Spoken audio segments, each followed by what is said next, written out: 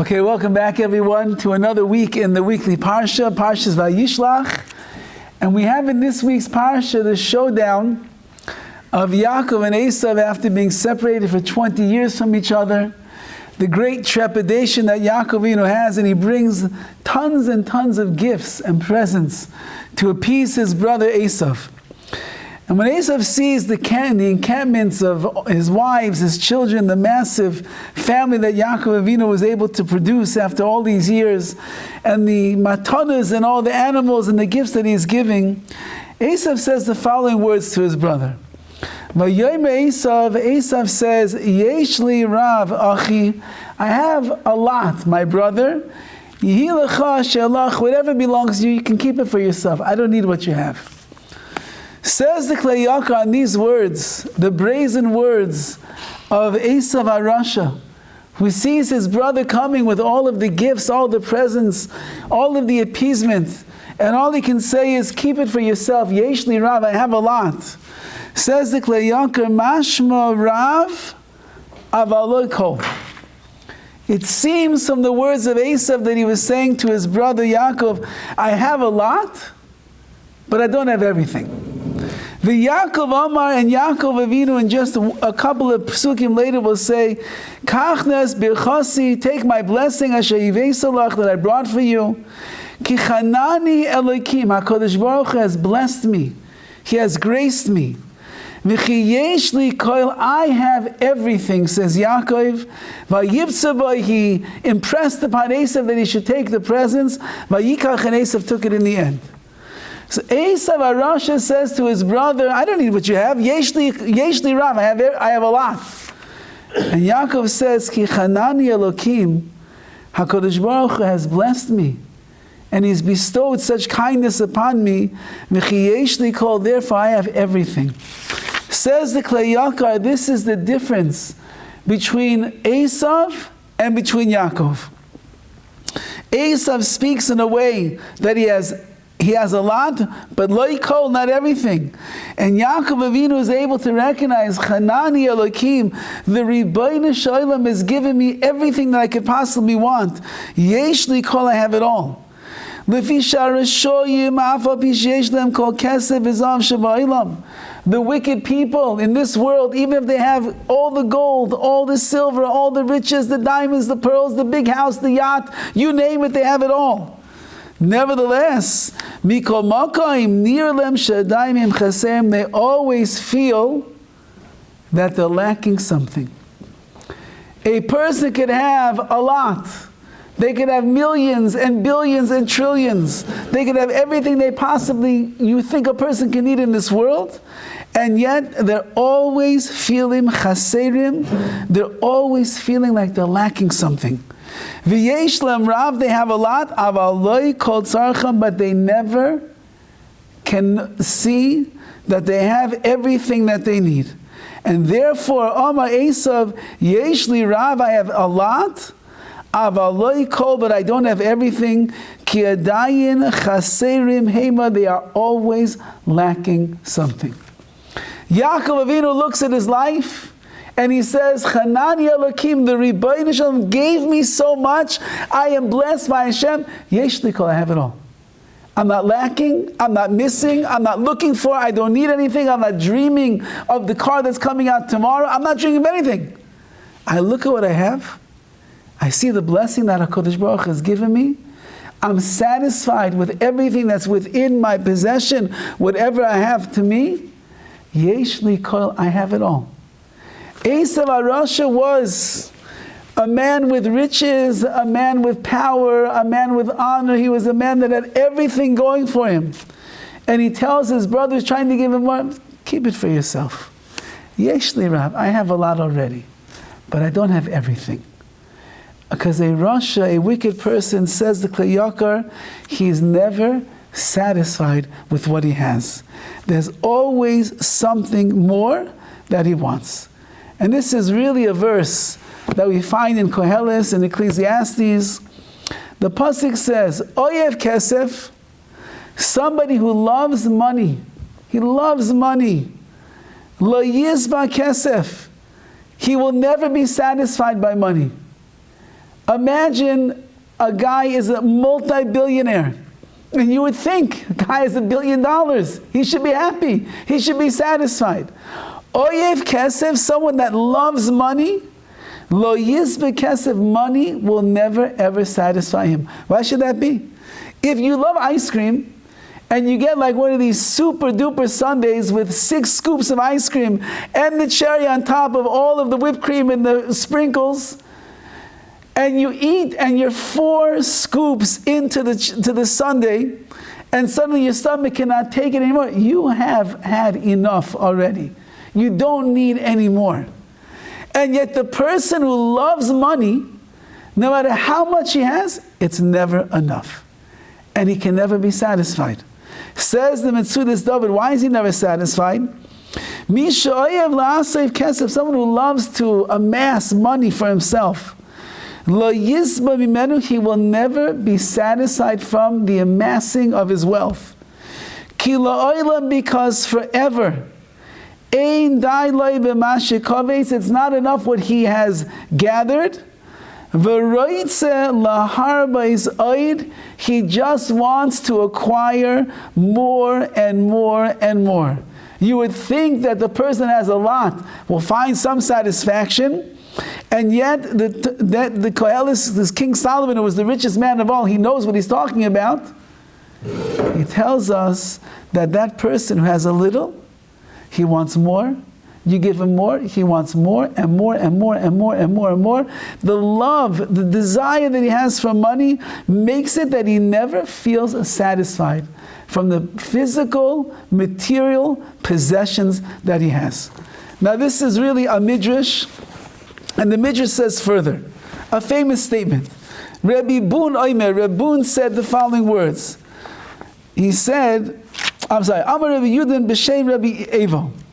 Ein adam yoytze min ha'olam, a person will not leave this world, meaning they will not finish their time in this world, v'chatzi tavasa biyadai, with half of his desires in his hand. A person, they get to the age, the ripe old age, 90 years old, they look back on their life, they've had a good life. They have so much. They have money, they have cars, they have portfolio, they have property, they have investments, they have stocks, they have it all. You would think he's a very wealthy man. Says the Midrash, a person doesn't leave the world with even half of his desires in his hand. If a person has $100, he wants to make $200. And if he makes that 200, then he wants to make 400. Whatever he has, he wants double, he wants more. Never satisfied. So the Mefarshim, the commentators explain over here, why does it work like that? Why does it work that whatever you have, you always need to have even more? Because the person is convinced, I got 100, 100 feels so good. Imagine if I had double of that. I'll be so much happier. So then the guy works hard. He doesn't come home at nights. He's sleeping in his office. He's on the phone. He's calling across the country to make deals in the early wee hours of the morning. And he makes the deal. And now he has 200. He says, wow, 200 feels pretty good. If only I had double. If only I had 400, then I'll be satisfied. And then he works, and he works, and he works, and he gets 400. He says, 400 million. If only I had 800 million, then I would be happy. Then he makes 800 million. He says, $1 billion, that would make me satisfied. And then 1 billion becomes 2 billion, and 2 billion becomes 4 billion, so on and so forth. The man is never satisfied. There are pangs, hunger pangs that are inside of the person that are driving him in the direction to make more and more and more. And as a result of that, there is no satisfaction. Says the Klei Yakar about the life of Yaakov and Esav. 2 totally different lives. Esav says, Yesh li Rav, I have a lot, but I don't have everything. Could always use a little bit more, a little bit extra, some more money from this investment and from that one, and I'll have to make another deal and do another investment. And Yaakov Avinu says the exact opposite. Chanani Elokim. Hashem is the one that has blessed me. I see that everything in my life is coming from above. And therefore, I'm not lacking anything. I'm not missing anything. I don't need anything. Yesh li koil. I have everything that I could possibly want in my life.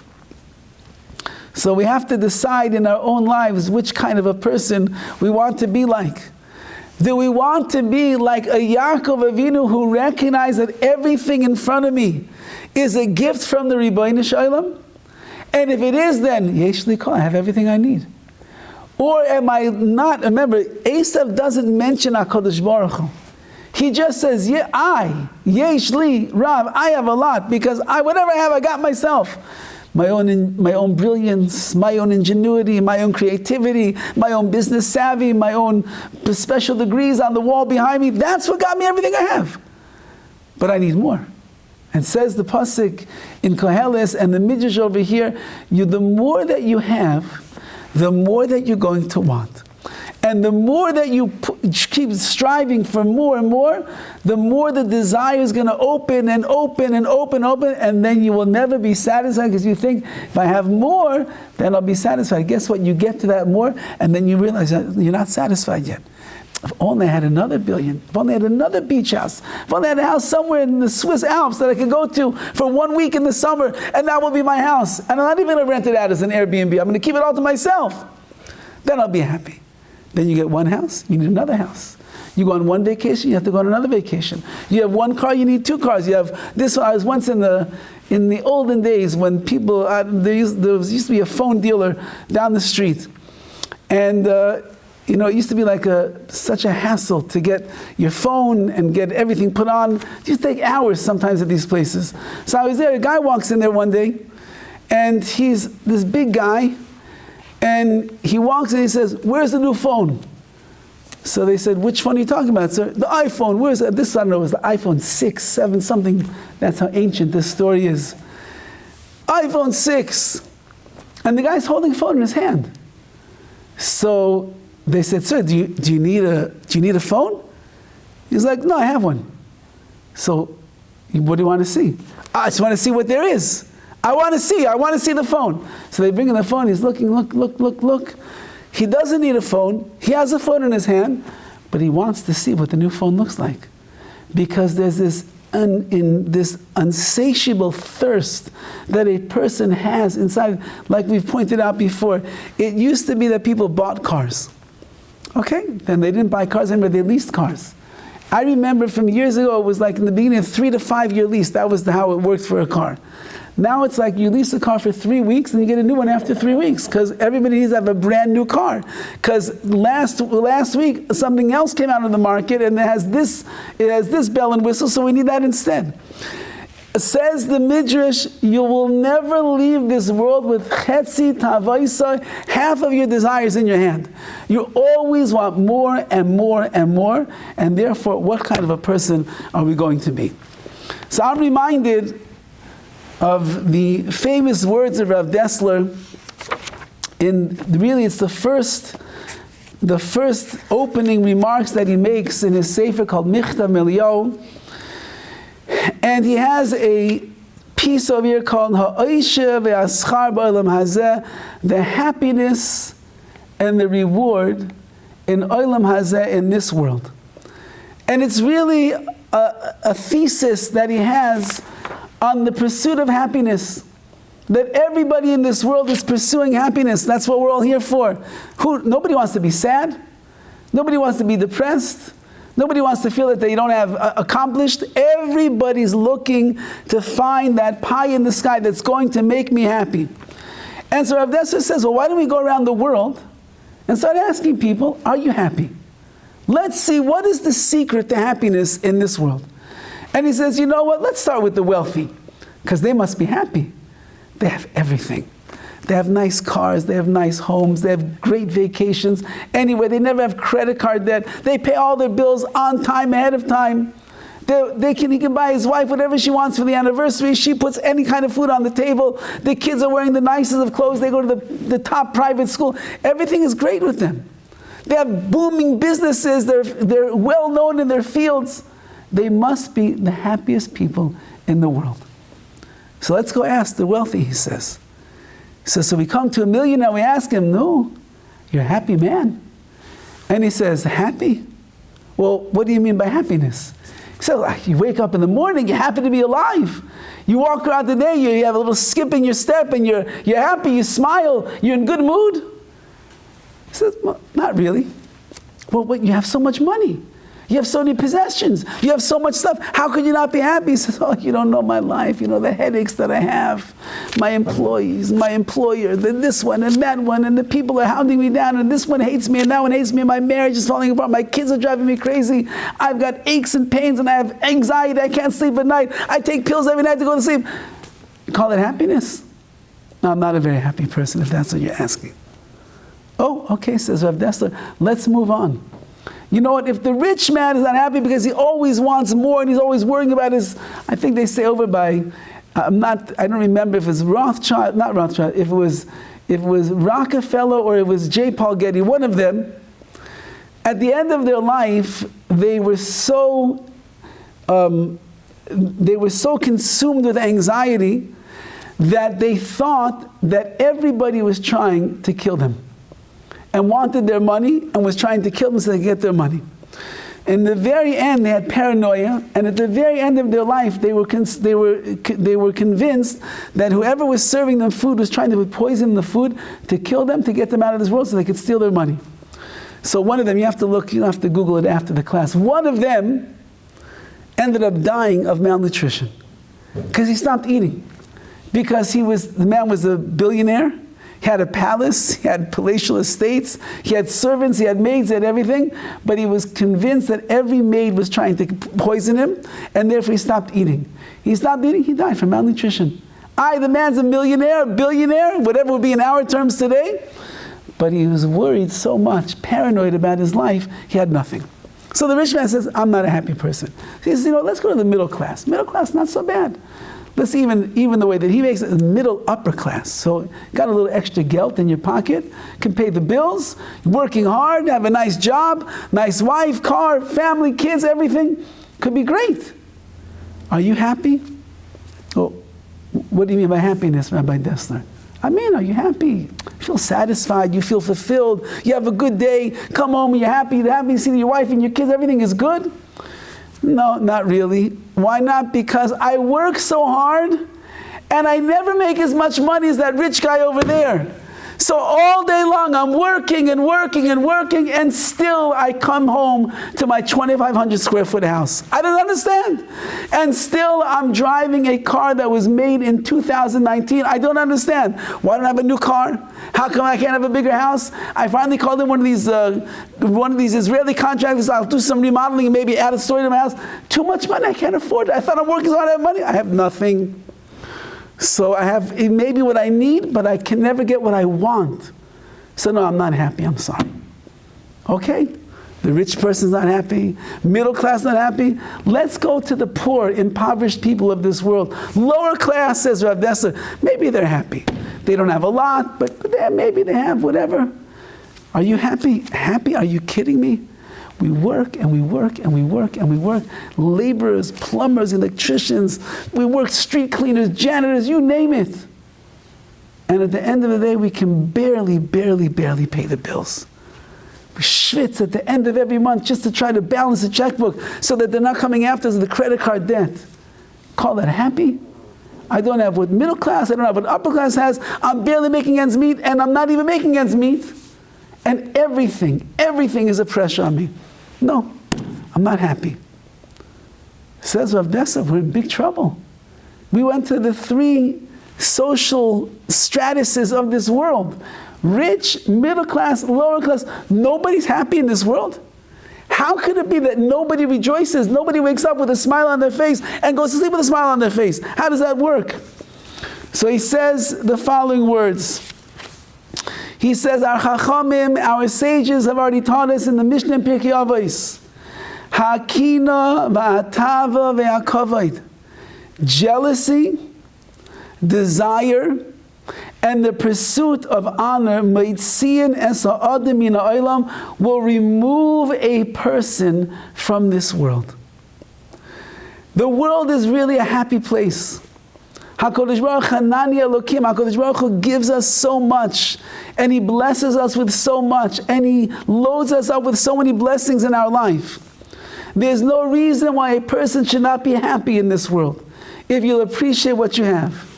But since that I am consumed with kina, with jealousy of what everybody else has, and I have taiva, I have desires, I want more and more and more, and therefore I'm never satisfied with what I have, and I'm chasing after honor, and the only way you can get honored in this world is if you have a certain amount of money and people respect you for what you have.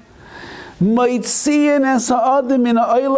has removed me from the happiness of this world. I have nothing at all to truly be happy about. And therefore he goes on to write that really the world that Hashem created, it really is a happy place.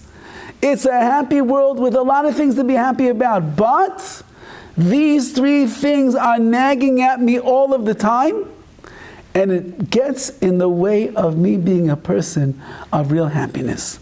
So what's the advice? What do Chazal, what do our sages teach us? How are we going to get there? They have another statement. And it says, Eizehu Ashir.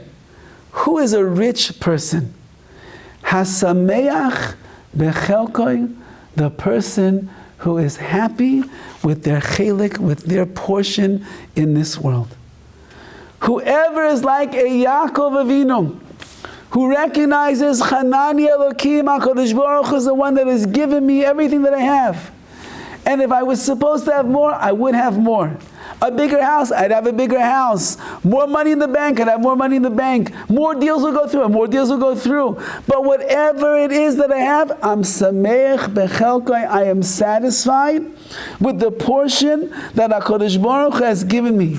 Says Rav Dessler, the Chazal are teaching us over here, the only way that a person can truly be considered a rich man, if you are satisfied with everything that you have. Because if I have HaKoil, I have everything, like Yaakov said, and I'm not missing a penny to my name. I'm not missing one acquisition in this world.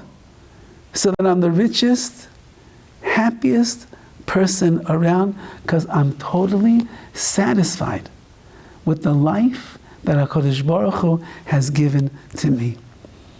This is the struggle of all of history between Yaakov and Esav. Esav is always pushing the agenda. It's never enough. You need more. You want more. And it's like the things that they come up with in the world today of the things that, when I was a kid, you had to go to a store to go shopping. Today, it's Amazon.com. I'm sure that everybody buys at least 25 to 35% more things on Amazon than they'll ever need in their entire life. You're going on, it's like going to Costco.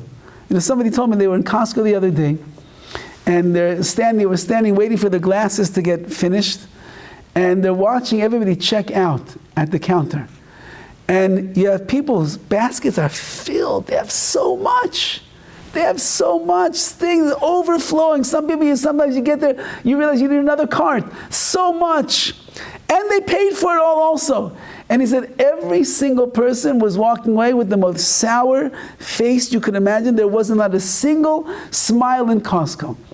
He says, Ribbono Shalom, you walked into a store, has everything at your fingertips, you put it into the cart, you paid for it, you're going to go home right now, you're going to put it away in your cabinets, in your fridge, and you're going to plug things in, you have everything you want, why are you so sad? I said, because they walked into Costco for eggs, and they ended up spending $1,500 on everything else they don't need, that's why they're so sad, they can't believe they did it again. But that's the world that we live in. The world that we live in is that we don't need so much, but the world convinces us, yes you do. You need this to be happy. People like you bought this. People like you are looking at this. This is trending right now. This is what you need. This is the secret of your happiness. It's not true.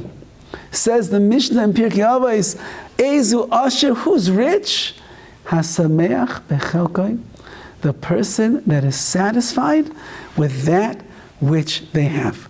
That means I'm not looking online for new things all the time. I'm not going shopping every single day or every single week. I need a new thing and a new thing and a new thing and a new thing. Black people, I remember once, my kids used to go to the city, and they used to go to school in the city. It was Black Friday. And we were relatively new in Los Angeles, and I didn't really know that like Black Friday is a religion. I had no idea about it. And we drive we're leaving the city on Thursday night or coming in early Friday morning, and I see that there's like tents. This is before there was a homeless problem in Los Angeles. So now it would be like no big deal. Okay, people are sleeping on the streets.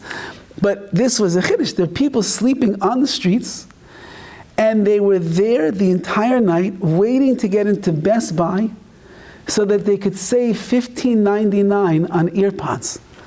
That's what they're waiting for. They're willing to stay in the street, not be with their family, not be in the comfort of their own home, not say goodnight to their wife and their children because they would like to save $15.99 on a pair of earpods on Friday morning on Black Friday. Now, why would a person do such a thing? Only because they were convinced that that's happiness. You're going to tell all your friends, you know what I did? I spent the whole night out there on the street. I was in a tent. That's happiness. That's not happiness. Say Chazal, our sages teach us, the way of the Torah is, whatever you have to be happy with. You don't need any more. If you don't have less, that's because that's what HaKadosh Baruch Hu decided to give you. Be satisfied with your lot. And then Rav Desser says, so who are you going to find in this world that's truly a happy person? If it's not the rich, and it's not the middle class, and it's not the lower class, who's going to be happy? And he says it boils down to one thing. Ein shum oisha gashmi ba'olam. There is no physical happiness, material wealth that can bring you happiness in this world. Rak oisha ruchani, the only happiness of the world is really spiritual happiness. Mishu asher beruchni is someone that's rich in spirituality. He's really the happy person. Nobody else can achieve true happiness in this world. Because if the world teaches us that you'll never die with half of what you want in your hands, if the world teaches us that if you love money, you'll never be satisfied, and if Amazon has convinced us you need to keep buying and buying and buying, and then you'll be happy, and then I just got something new, so why am I looking for something else? Because the more you get, the more you want. So then the only happiness in the world is that's happiness. The only happiness in the world is the happiness that's here. When my spirit and my neshama and my soul feels satisfied with what it's doing in this world, that's where simcha comes from. It's very interesting because in Koheles, the Shlomo HaMelech, King Solomon writes, even though he says, Oyev kesev lo yisbeh, someone who loves money, they'll never be satisfied. They always want more and more and more. And therefore you would think that when it comes to the neshama's spiritual delights and spiritual acquisitions, there'd be enough. He says the following words, V'anefesh lo yisimale. The nefesh will never be filled up. The soul of a person will never be filled up. So I was thinking that it's not the same thing. Oyev kesev lo yisbeh, someone who loves money, he will never be satisfied. There's never satisfaction that the person will find there because he always wants more and more and more. When it comes to ruchni, spiritual endeavors, so it's true that you will never be lo yisimal, you can never get filled up. But every little piece of the way, every little acquisition that you make, everything that you do, satisfies a person's neshama. Now you want more because it feels so good. You just want more of the good thing. Not that you feel empty, not that you are longing, not that you are yearning for things that you don't have, but once that I know how good it tastes to have ruchnius spirituality in my life, once that I feel the connection to Hashem, I feel the connection to my neshama and to the Torah, and that feels so good, it's satisfying me inside. I can never be filled up completely because I realize there's so much more. I want more and more and more and more. And this perhaps takes us into the story of Hanukkah, which is coming upon us in about 2 weeks. The Greeks, Yavan, they came to Klal Yisrael and they said, we'd like you to become like us. You don't have to leave Eretz Yisrael.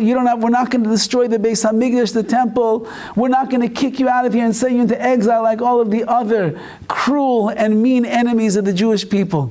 We'll let you stay in Jerusalem.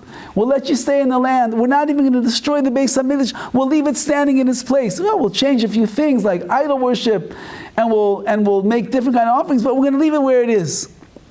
On one condition: you need to become like us. The more that you can appreciate the values of Greek ideologies, which is the body, which is philosophy, which is our mythological religions, which is science and technology and culture and art and the like, the more that you could appreciate our way of life, like the whole world was at that time, Western civilization, so then we're going to leave you in the land because we see that you can abandon the ways of Torah, the ways of mitzvahs, the ways of serving Hashem, become like us. That will be a great victory and a conquest for the Greeks. Many of the Jews abandoned their faith during this time.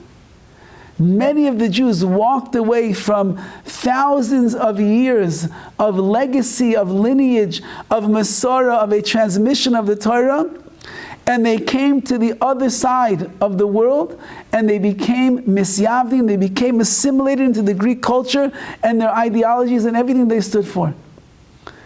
If a person would really appreciate what the real happiness in this world is, which is ruchnius, which is spiritual happiness and joy, and that it doesn't mean you have to have everything, it just means that a person has to put in the effort and try, and every little bit that you get, that's already satisfying.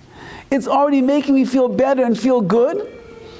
So then that person would never ever walk away from the world of Torah and of Judaism and of mitzvahs that we have. Because even if I'm not the most successful davener in the world, I'm not the most successful learner in the world, I'm not the most successful tzedakah giver in the world, I'm not the most successful maybe husband, maybe son, maybe wife, maybe dad, I'm not the most successful in the world. But I'm trying every day to do a little more, and a little more, and a little more, and a little more. So then I'm gaining more of the spiritual happiness and joy in this world, and that's satisfying. I will not be filled up completely because I want more. I want to get to higher levels and higher levels. But I realize, HaKadosh Baruch Hu, you've given everything to me that I need, and that's going to bring me into the world of Oisher, of happiness and joy in this world. Esav HaRasha was a man that was looking for more because he lived the bracha, the blessing that he received from his father Yitzchak was, you're going to have this world. This is your world. This is your place. This is what belongs to you. And therefore Esav was a very earthy man who was looking for happiness in this world. You can't find it. So I have a lot, but I want more. Yaakov, Chanani Elokim HaKadosh Baruch Hu, you're so kind. You blessed me with so much. Do I have a lot? Do I have billions and trillions? No. Do I need that? Not at all.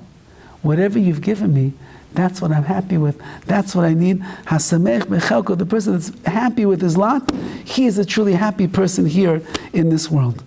And I want to leave you off with a story of a family that was living in Eretz Yisrael, and they had, I think, 11 children. small family in Israel. They had 11 children, and 5 of their 11 children were already married. Now, I don't know if you know anything about weddings, but they're not cheap. And if you don't have money, they're even more expensive. So this family, the father's name was Shmuel, Grandmin Shmuel, had 11 children, 5 are married. He doesn't have much parnasa, much money coming in, and he's living in tremendous debt, and it's crushing him beyond belief. And he's under enormous amounts of pressure, and he's having a hard time coping. So what does he do? So he does what he always does. He goes and he robs the bank. No, what does he always do? When he's under pressure financially, he has a grandfather who is buried on a place called Horowitz, Mount Olives in Jerusalem. If you've ever seen it, behind the Kaisel, behind the Wailing Wall, there's a cemetery. It's the most dangerous cemetery in all of Jerusalem, as the Arabs are always around there, and they're very unfriendly to the Jewish people, and they will throw rocks, and they can beat people up. It's a dangerous place to be. The last time that I went there, I wanted to go. I ended up hiring an armed guard to take me there because I was told, just be safe. Just be safe. So it's hard to get a ride up to Mount Horowitz because not every taxi wants to go there. The buses don't really run there. And he's looking for a taxi, and finally he finds one. And the guy drives him up, and he tells him, I'm stopping right over here, which is at the foot of the mountain. And Shmuel's grandfather's grave is all the way up on the top of the mountain. Okay, drops him off, and he climbs, he hikes the mountain. It was a very hot, blistering, sunny day in the summertime. He hikes up, he's schwitzing already by the time he gets to the grave. And he begins davening and pouring out his heart. 10 minutes, 20 minutes, 30 minutes, crying. He says, please, Zaidi, please, in your merit, in Bubby's merit, please, let me find a way to pay my bills. Send me some money, do something, please. And he's davening and davening and davening. The sun is beating down on him. He didn't have a water bottle. And the next thing you know, he's feeling a bit faint, dehydrated. He sits down next to the tombstone. He leans his head on the tombstone, and he falls asleep. So here you have a man falling asleep in a cemetery, in the dangerous of all neighborhoods, and he has a very deep dream. And his grandfather, his beloved grandfather, whose grave he was praying at, comes to him in a dream. And he walks over and he says to his grandson, he says, and he wipes away the tears, Shmuel, what are you crying about? What's the matter? He says, Zaidi, what's the matter? Look at me. He said, I married off 5 children. I have no money. I'm living in debt.